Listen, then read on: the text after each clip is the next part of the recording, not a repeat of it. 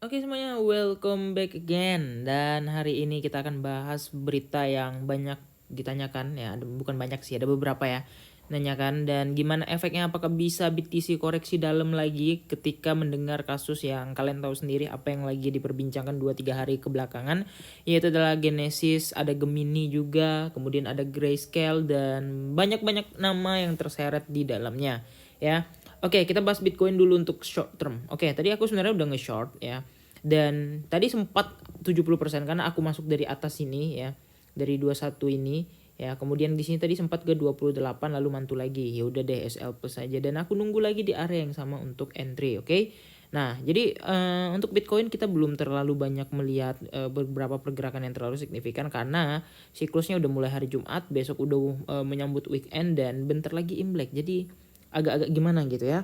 Oke, jadi kalau kita perhatikan lagi untuk belakangan ya, ada beberapa hal yang perlu kita waspadai juga, yaitu terkait Genesis guys ya. Kalian tahu sendiri lah, kalau market udah nyebar berita jelek itu biasanya tuh akan ada volatility yang apa ya, yang mencari korban meskipun endingnya naik gitu. Tapi kita harus tahu juga bahwa mereka juga menjadi korban gitu ya. Nah kemudian di sini ya, Jazin, nah ini yang tadi siang ya. Kemudian dia bilang kalau perusahaan Genesis mengajukan bangkrut bab 11. Babnya ini aku kurang tahu apa, yang penting Genesis itu mengajukan bangkrut. Dan efeknya lalu ke sini ya, jika Grayscale terpaksa menjual neraca mereka untuk menutupi kreditor Genesis, token ini akan paling terpengaruh.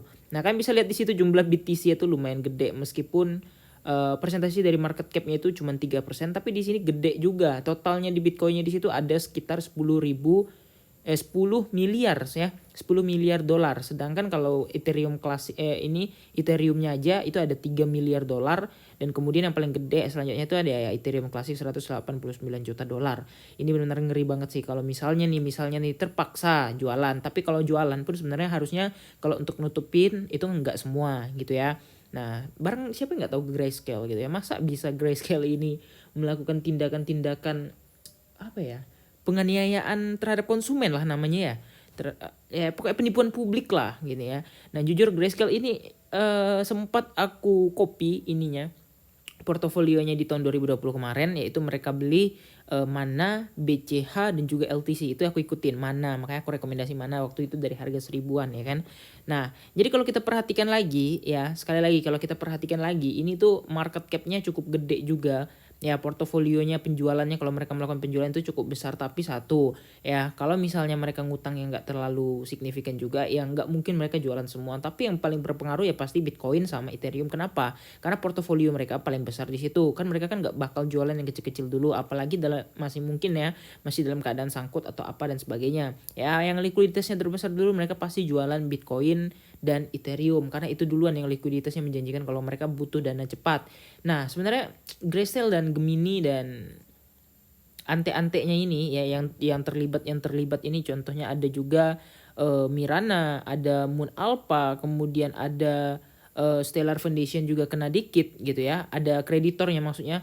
Itu kan mereka kan nggak saling tahu gitu ya apa bisnis yang di dalamnya ya. Memang kurang ajarnya ya si Genesisnya ini gitu ya.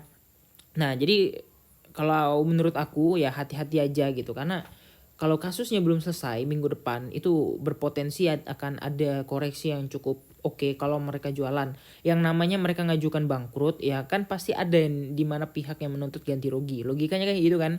Kan nggak mungkin suatu hal bangkrut ya udah duit kita ludes, itu nggak mungkin. Kayak FTX kemarin kan mereka kan ngajukan banding ya, orang-orang yang konsumen dan investor-investor yang merasa rugi, mereka ngajukan banding dan ada perlahan-lahan yang dananya udah mulai diganti.